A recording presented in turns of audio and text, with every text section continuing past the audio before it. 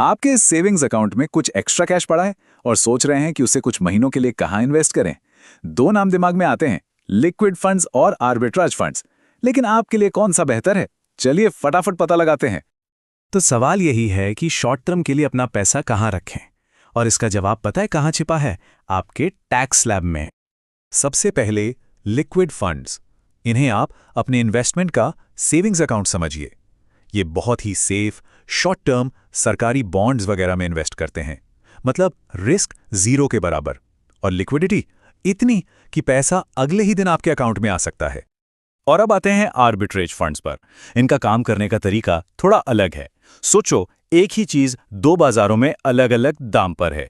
ये फंड्स उसे सस्ते में खरीदकर महंगे में बेचकर बीच का मुनाफा कमाते हैं।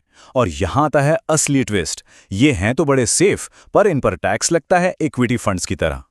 चलो अब दोनों को आमने सामने रखते हैं। रिटर्न्स देखो लगभग बराबर है, लिक्विडिटी दोनों में ही जबरदस्त।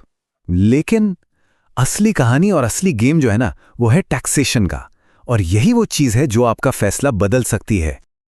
यही है असली गेम चेंजर। लिक्विड फंड से जो भी कमाया वो आपकी इनकम में जुड़ जाएगा। मतलब अगर आप 30% वाले स्लैब में हैं तो 30% टैक्स। लेकिन आर्बिट्रेज फंड्स में सिर्फ 20% का fix short term capital gains tax. ये एक बहुत बहुत बड़ा फर्क है।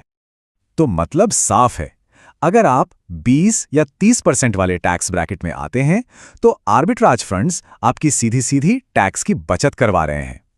और हां, अगर आप लोअर टैक्स ब्रैकेट में हैं तो शायद लिक्विड फंड्स की सादगी ही आपके लिए बेस्ट हो। तो अगली बार जब भी एक्स्ट्रा कैश कहीं पार करने की सोचो ना, तो सिर्फ रिटर्न मत देखो, टैक्स का एंगल भी देखो।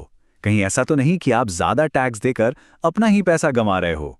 और ऐसे ही स्मार्ट इन्वेस्टमेंट आइडियाज के लिए फाइनेंस बाय अवेस को फॉलो करना तो बनता है।